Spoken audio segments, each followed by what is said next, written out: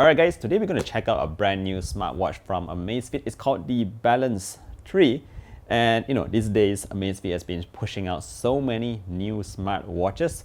But in today's video, I want to share with you a first look, first impressions of what you can expect from the Balance 3. This is a huge watch, by the way. You can see from the box itself, huge right in the center.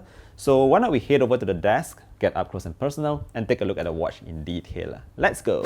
Alright, so now that we are at the desk, let's take a closer look at the Amazfit Balance 3. Again, we have here a very big face at the front. Let me just zoom in a little more so you can see a close-up detailed look. The entire watch face looks very rugged, but also very premium at the same time. You can see how they use these kind of like shiny surfaces. We also have sapphire for the glass, so it's very scratch resistant. We also have these titanium alloy bezels, and you know what? It actually has some heft to it that makes it feel kind of expensive. So, if you're looking for something that feels really prominent and substantial on your wrist, this is something that you might want to check out. Now, it's also worth highlighting that we do have a flashlight at the top. And when it comes to the straps, these are actually fairly comfortable. There's a lot of holes or gaps in here that actually allows the sweat to go through, so you don't feel it being so sticky on your wrist when you're doing those high performance workouts. Now on that note, the display at the front, like I said, is a fairly large one. This is a 1.5 inch AMOLED display. It's very clear, very sharp, also extremely responsive. If you're used to high refresh rates on your phone screen, you'll be really comfortable on here. It also gets very bright all the way up to 3000 nits of peak brightness. Let me just show it to you real quick. All the way up, extremely bright, and of course you have that auto brightness if you don't want to adjust them manually. Now, when it comes to fitness tracking, what's really new on the Balance 3 is actually what they're calling hybrid charge.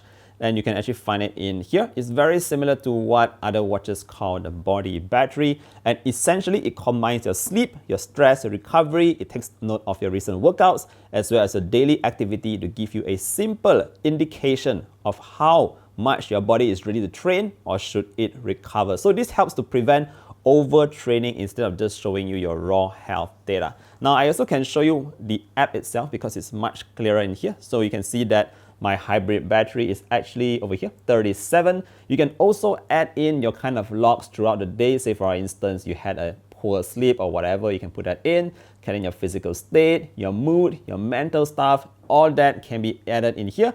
And then it will also take into account those emotions and recalculate your body battery, or in this case, the hybrid charge. Now, when it comes to sleep tracking, what I noticed here is that it's also very accurate. So I've been tracking this over just a couple of days, not too many in fact. So I had like this sleep yesterday, and you can see when you just tap into that, you have a very detailed graph of everything that you need to know. You can also glide your finger around to see more details. Again, this is just a first look, not a review. Now moving on, when it comes to the activity tracking, naturally there are tons of activities that the watch itself tracks. It's worth mentioning that the watch itself comes with that 6 satellite GPS. That means everything is going to be very accurate. In fact, I was out for a run a couple of days back, and I did not even bring my phone with me. I just relied solely on the GPS of the watch, and I think it did a fairly good job. Let me just show you the map over here real quick. So if you just go into my workouts, and if you just pull down here, this is where you get all your stats. Now what I like is that we do have this detailed data kind of look. So you have your distance, your workout time, average pace, your fastest pace. Obviously, I'm a slow runner. Average stride. A lot of detail and data is being recorded in here to give you a better indication of how your run is performing. Obviously, I'm not sure if you've seen this before, but if you are an Amazfit user, you might be familiar with these kind of graphs. Naturally, you can see that I was sprinting and resting a couple of times, and hence, that's why the chart looks like that. The same goes for the heart rate as well. Whenever I just accelerated or sprinted, the heart rate just went up. I actually did that to see like if I could get a nice graph, and there you go. Now, other than that, I'm sure many of you know Amazfit is a big supporter of Hyrox. So you have a couple of Hyrox training, simulation, and all that in here. So you can actually set in your target time, and then based on all these activities that you have to do during the race itself, see whether you can actually match or be better than your target. Now, I think that's actually quite fun. Moving on, if you are someone who tends to hike a lot outdoors, good news is that we also have offline maps in here with turn-by-turn navigation, route import, and all that. So you can actually use your watch as sort of a GPS guidance, but I would still advise you to carry your phone with you because somehow a phone's map might actually work easier.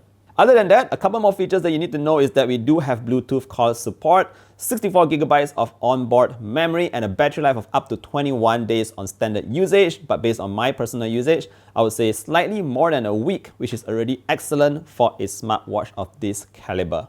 Now, last but not least, if you're also concerned about your health metrics, the watch, just like all other Amazfit smartwatches, also tracks your all-day heart rate, SpO2, your stress, your sleeps, your naps, your HRV, and all that. So you can also find them in the watch itself or through the data in the app.